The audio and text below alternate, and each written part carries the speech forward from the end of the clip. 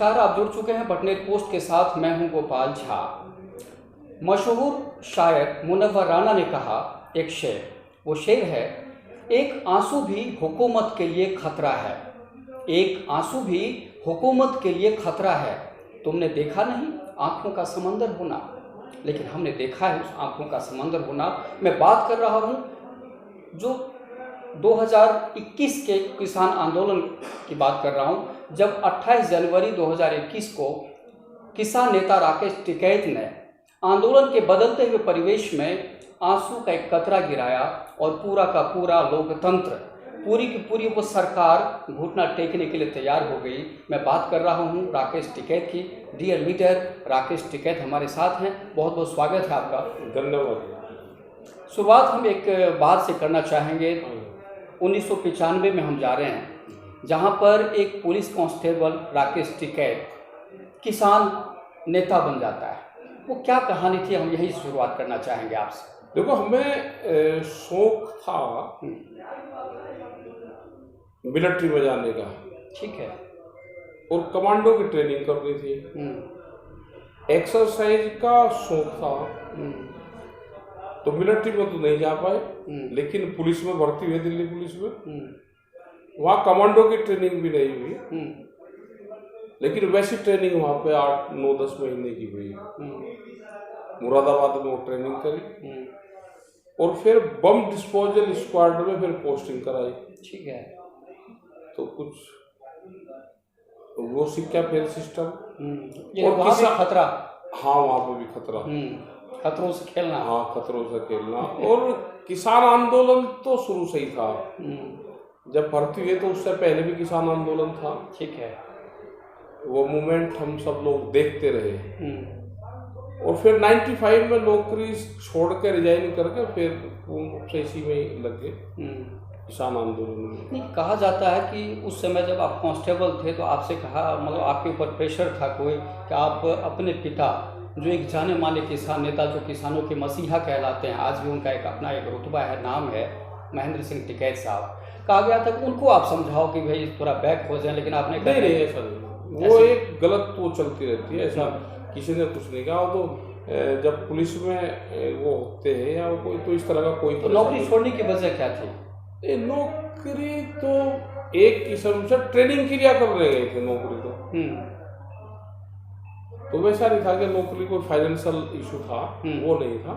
और फिर आंदोलन में भी रहना था, तो दोनों चीज साथ नहीं चलती। ठीक है भाई, आप नौकरी करोगे तो फिर इन मूवमेंटों से दूर रहना पड़ता है। चलिए, मैं सीधे किसान आंदोलन पे आता हूँ। और किसान आंदोलन में जैसा हमने देखा कि एक बार यूँ लगा था 26 जनवरी 2021 को कि आंदोलन अब पिट गया, आंदोलन अब संभालने में आने वाला है नहीं, लेकिन अचानक आपकी एंट्री होती है और आप बहुत ज़्यादा इमोशनल हो जाते हैं। और जो मैंने शुरुआत में एक बात कही कि आप आंसू, मतलब आंखों में आंसू आता है, आप फपक जाते हैं, भावुक हो जाते हैं, इमोशनल हो जाते हैं।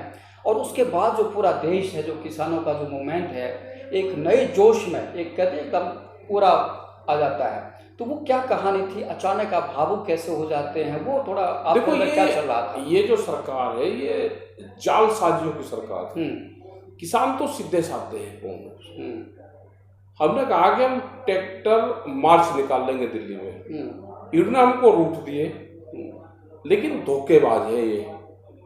पता ही चला कि सरकारें जो है वो बगैर धोखे के चलती नहीं, बगैर जालसाजी के नहीं चलते। वो इस वाली सरकार से ये सब चीजें साबित हुई है।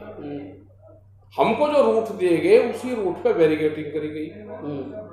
और सुबह ही जैसे हम चलने हुए, जिस रास्ते से जाना था उस पर बैरिकेडिंग, और दिल्ली के रास्ते उन्होंने खुले छोड़ रखे कि बीच वाले रास्ते से जाओ जी, इनको निकालो। तो उनका मकसद ये था कि किसान दिल्ली में जाए, ये उपद्रव काटे, इनको बदनाम करो, एक साजिश के तहत। लाल किले के ऊपर भी इनके पुलिस और फोर्स के लोग ही उन लोगों को लेकर गए वहां तक, लाल किले तक। सब कुछ इनका स्टिप बनी हुई थी, इसके पहले से ही तैयार थी इनकी कि कहाँ क्या क्या करना, फिर झंडे के नाम पे इनको बदनाम करना।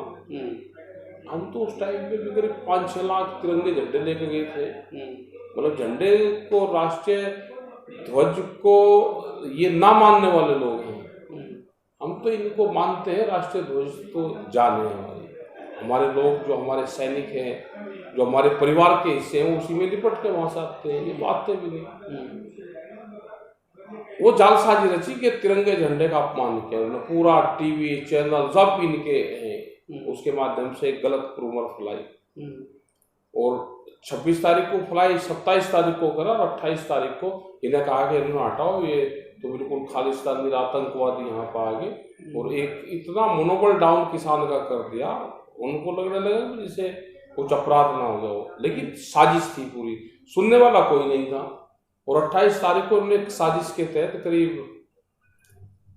8 मोर्चे उन्होंने तोड़े उस दिन, जगह जगह आपके शाहजहाँपुर से लगा के, यहाँ से अगर राजस्थान के भी लगा हुए तो गुड़गांव वहां से और शाहजहाँपुर तक के मोर्चे हटाए, आपके जो नोएडा में थे उनको हटाया, उत्तर प्रदेश से एक जगह को हटाया उन्होंने, हरियाणा से उन्होंने कुछ जगह हटाया, पलवल वाला तो सब। और फिर उसके बाद में उन्होंने उस मोर्चे पे गए रात के करीब 8 बज रहे होंगे, 2,500-3 हजार फोर्स के लोग थे, वे पूरा मार्च निकाल रहे। कुछ उनके गुंडे लोग थे, जो एक संगठन था उनका, वो सरकार के लोग थे, सरकारी पार्टी के लोग थे, करीब 300 लोग हुए थे और वहाँ पर न्यूसेंस करने की कोशिश करी। जब न्यूसेंस कर रहे तो हमने उनका मुकाबला वहाँ पे किया, ठीक है। उन्होंने वहाँ के पानी कनेक्शन काट दिए, जो वहाँ की जन सुविधाएं थी वे उनसे हटा दी, तो हमने जब आह्वान किया था और हमारा ये था कि आज अगर शहीद भी होना पड़ेगा तो हम यहाँ शहीद होंगे, लेकिन ये पोस्ट नहीं अपने छोड़ेंगे, ये मोर्चा जो है ये हम छोड़ेंगे नहीं, अगर यहाँ पे कुछ भी होगा शहीद होंगे, शहीद होने तक हम वहीं रहेंगे। उसी तरह के लोग वहाँ पे थे। सिख समाज के हमारे जो भंडारे चलाते थे, जो गुरु थे वहाँ पे, जो बाबे थे, वे वहाँ पे मौजूद थे, उन्होंने भी कहा कि हम आपको नहीं छोड़ के जाएंगे, तो वे लोग भी थे और भी बहुत लोग वहाँ पे थे। करीब लास्ट उसमें हमने सब लोग भेज दिए थे, 148 लोग थे वहाँ, 5,000 की पूरा चारों तरफ घेराबंदी था, तो 5,000 का मुकाबला 148 से था। तो हमने तो पानी का आह्वान किया था, भाई आपके साथ में हमने आह्वान किया था गांव वालों को कि आपके साथ में जो हो रहा है वो धोखा हो रहा है, ये जालसाजों की सरकार है, इनके चक्रों में नहीं फंसना, और जो ये कर रहे हैं पूर्ण रूप से गलत कर रहे हैं, इनका मुकाबला हम करेंगे। और जब तक गांव से पानी नहीं आएगा, हमारे पास में यहाँ पानी नहीं है, सब इन्होंने खत्म कर दिया, हमारे पास कुछ नहीं है, लेकिन जब तक गांव के लोग यहाँ पर लेकर नहीं आएंगे, हम ये लड़ाई और संघर्ष हमारा जारी रहेगा, हम लड़ते रहेंगे आखिरी दम तक। और उसमें हमको ये भी लगा, 1 घंटा पहले एहसास हो गया था कि क्या होना है, क्या होना है, उसका एक एहसास वहाँ पर था। तो वो भी दिखा कि लोग वहाँ पे दिख रहे हैं, दीवार को कूद रहे हैं, लोग उनके ऊपर हमले कर रहे हैं, तो एक एहसास जो होता है, जो फीलिंग होती है, वो वहाँ पे हुई। उसके बाद में पूरा फिर घटनाक्रम में पूरा देश उसी जो करीब 2-2.5 मिनट का वो था, उसी से ही, और जिस चैनल को, जिस टीवी चैनलों को दिखाने आए थे कि हम इनको बदनाम करेंगे, उन्हीं का इस्तेमाल वहाँ पे हुआ और पूरे देश ने उसको देखा। उसके बाद भी पूरी घटना, उस घटना के बाद में हालांकि पूरे किसान आंदोलन में राकेश टिकैत हमेशा सरकार के निशाने पे रहे, भाजपा के निशाने पे रहे, या जो भी सत्तारूढ़ पार्टी के जो भी तमाम लोग सबके निशाने पे। और एक बड़ा आरोप आप पर ये लगता रहा कि कांग्रेस से मिले हुए हैं, कांग्रेस फंडिंग कर रही है वगैरह वगैरह, आप क्या कहते हैं इस पर?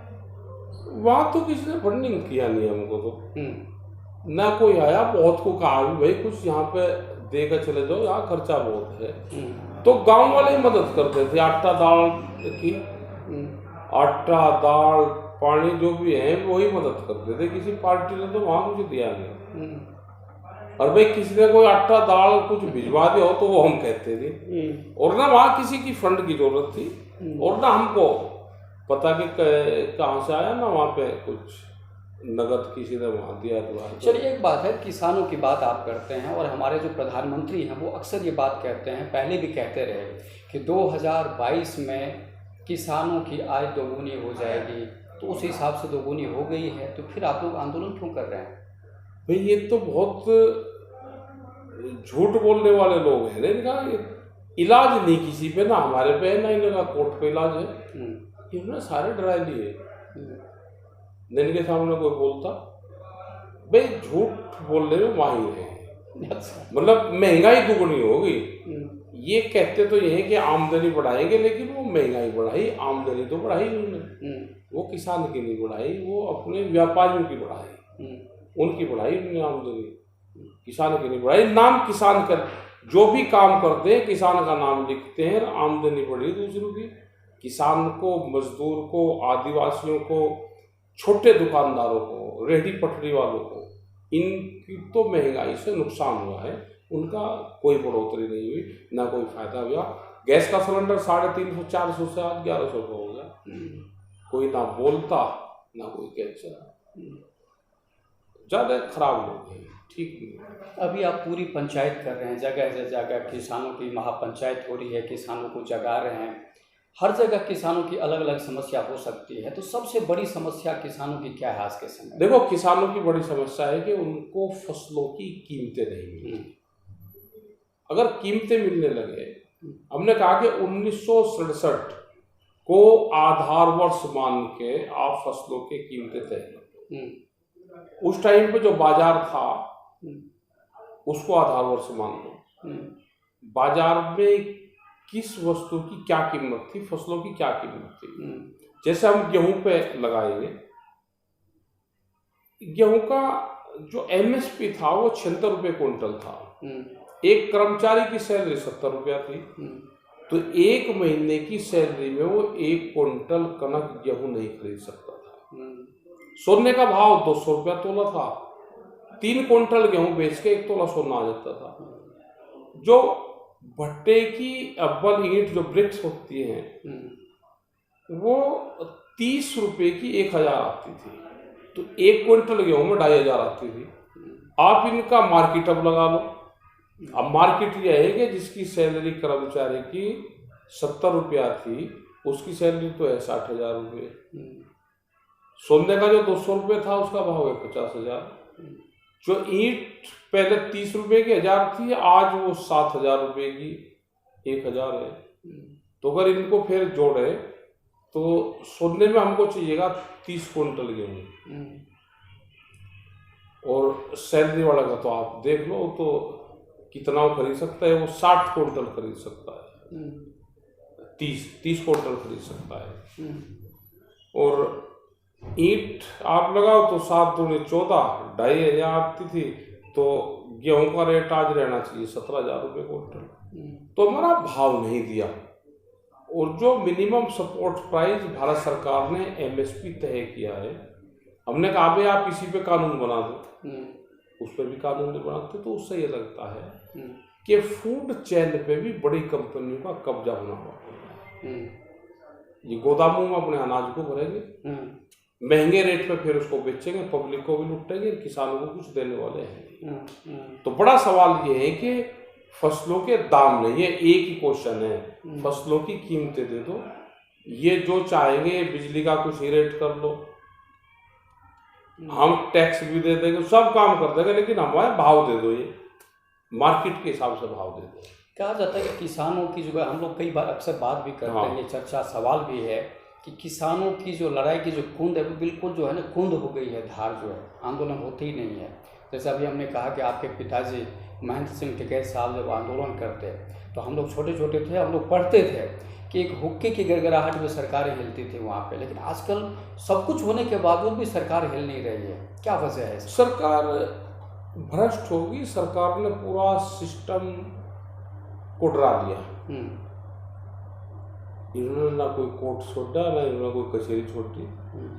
एक आदमी को गलत तरीके से फंसा कर डराने का काम कर रहे। इनकी चाहे ED हो या कुछ भी हो, किसी भी आदमी के वहाँ पे जो सभ्य आदमी है उसके वहाँ पे उसको भेज देते हैं, वो गलत तरीके का इस्तेमाल करते हैं। तो पूरे देश पे एक किस्म से कब्जा कर ले। जैसे ये देश पर राज करने वाले यहाँ से ही नहीं, बाहर से आए, जैसे आक्रमणकारी हो किसी की संपत्ति को और उसको लूटने पे इनको कोई दिक्कत इनको नहीं है।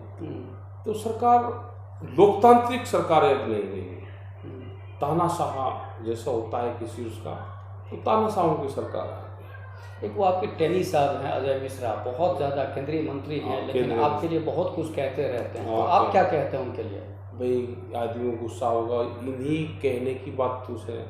उस पर पहले कत्ल का केस चल रहा, वो तो मंत्री बन गया तो रुकवा रखा वहाँ पे कत्ल का केस। उन्होंने एक पत्रकार उनके खिलाफ बोलता था, उसका कत्ल करवा दिया था।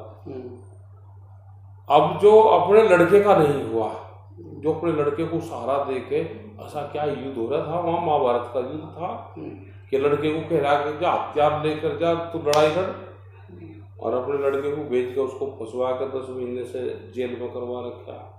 जो अपने परिवार का नहीं है वो हमारा क्या होगा? उन्होंने तो कहा भाई गुस्से में आदमी कह देता है, कह दिया होगा, और क्या कहें उसमें। ठीक है सब। एक बड़ा सवाल ये है कि जब किसान आंदोलन चल रहा था, आज भी जारी है, कहा जा रहा था किसानों में बहुत गुस्सा है और यूपी चुनाव में किसान भाजपा को बहुत कुछ दिखा देंगे, अपने ताकत का अंदाज़ा, लेकिन ऐसा कुछ भी नहीं हुआ। पश्चिमी उत्तर प्रदेश में भी भाजपा को सफलता मिली और प्रचंड बहुमत से अब तो पूरे देश में मिलेगी वो सफलता। बेईमान ने वो सफलता को,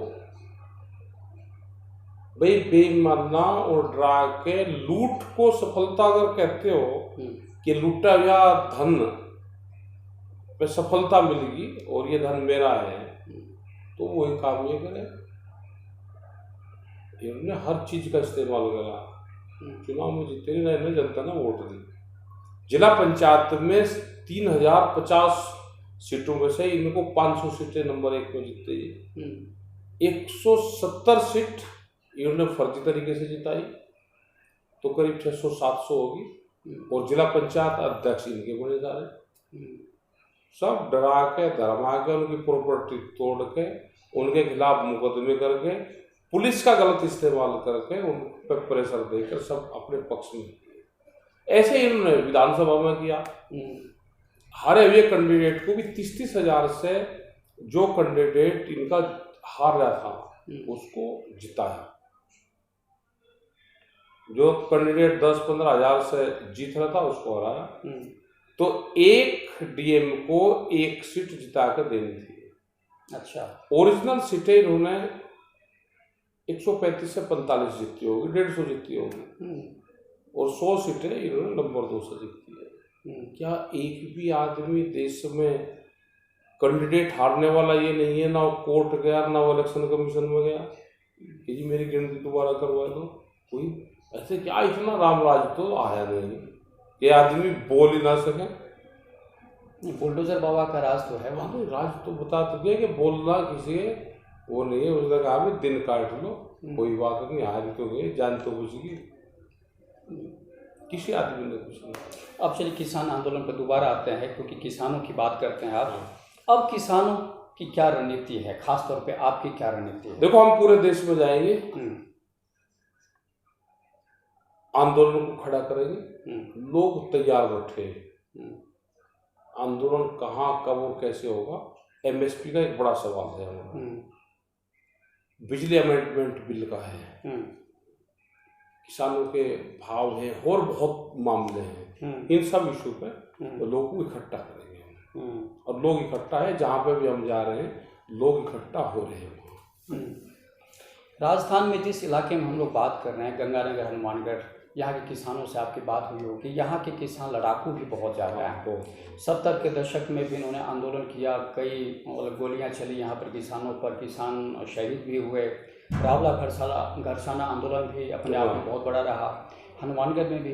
लेकिन अब वो नेता नहीं है, या फिर किसान साथ नहीं देते, क्या कारण मानते हैं आप? नहीं, लोग एक किस्म से हताश से हो जाते हैं। लेकिन अब जब दिल्ली का आंदोलन चला तो इससे लोग जुड़े हैं, और सरकारों को पॉलिसी पे काम करना चाहिए। हम उन्हीं पॉलिसी पे बात करेंगे। यहाँ पे पानी है, डैम में पानी है, बरसात का पानी है, नदियाँ जोड़ने का प्रोग्राम है, उस पर काम होना चाहिए। जो हमारा पानी वेस्ट जा रहा है वो पानी बचे, वो सूखाग्रस्त इलाके में पानी आए, उसको रोकने का प्रबंध करना चाहिए।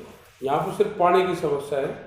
राजस्थान को पानी दे दो, इसको भाव दे दो, राजस्थान आधे देश को भोजन दे देगा। यहाँ की जो मिट्टी है इस तरह की मिट्टी है और यहाँ पर सब चीज़ पैदा होती है। सिर्फ यहाँ सरकारें पानी दे दें, यहाँ पानी की लड़ाई है।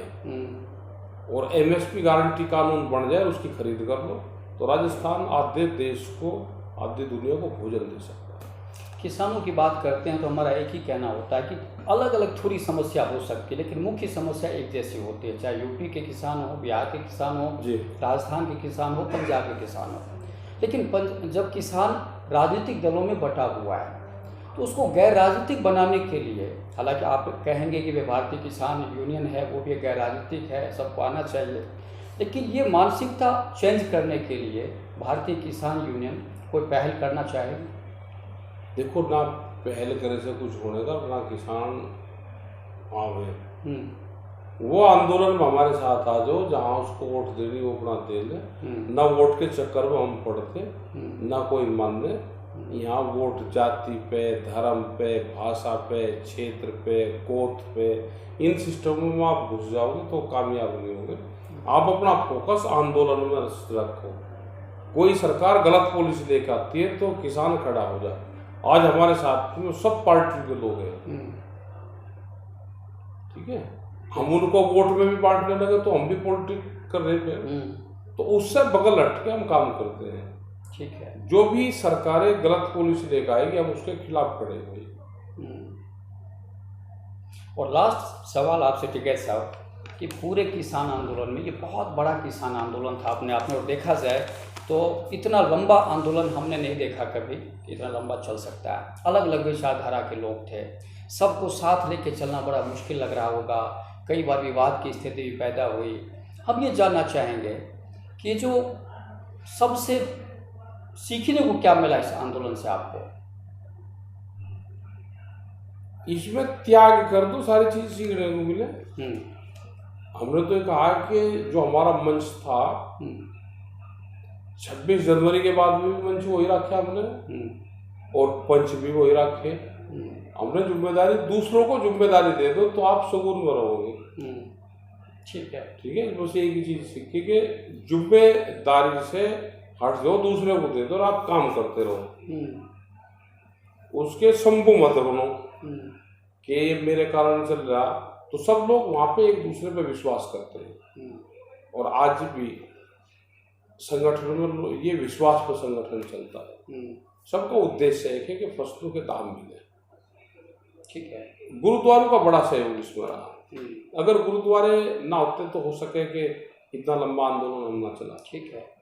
क्योंकि भोजन की व्यवस्था होती रही और लोगों ने दान देने में भी कोई कसर नहीं छोड़ी। किसी भी चीज की जरूरत हुई तो लोगों ने वो चीजें वहाँ पे जनता ने दी है। आटा, दाल, पानी, सब सुविधाएं दी। और 13 महीने का आंदोलन बगैर विश्वास के नहीं चलता। विश्वास रहा, जो लीडर थे हमने उन पर पूर्ण रूप से 100% विश्वास करा। देश की जनता ने विश्वास करा। ये विश्वास पर आंदोलन चलता है। ये जो किसान की महापंचायत चल रही है, तो क्या इसकी परिणति क्या होगी, इसका परिणाम क्या निकलेगा? लास्ट में फिर वही दिल्ली घेरने की बात होगी? क्या पता क्या होगा। तो इकट्ठे होते रहो, जागृत करते रहो। ये तो खेत है, अगर खेत को आप बंजर छोड़ दोगे तो क्या खेत की जुताई करते रहनी चाहिए। आंदोलन कब शुरू हो जाए भाई, अपना खेत है, हम तो उसकी निराई गुड़ाई जुताई करते रहना चाहिए खेतों की। तो ये तो हमारे खेत हैं, करंट पैदा करंट रखना चाहिए। बैटरी को आप डिस्चार्ज कर दोगे और फिर कहोगे जी गाड़ी भी स्टार्ट कर दे, इन्वर्टर भी चलाओगे, भाई उसको रोज करंट को रखना पड़ेगा, उसको स्टार्ट रखना पड़ेगा।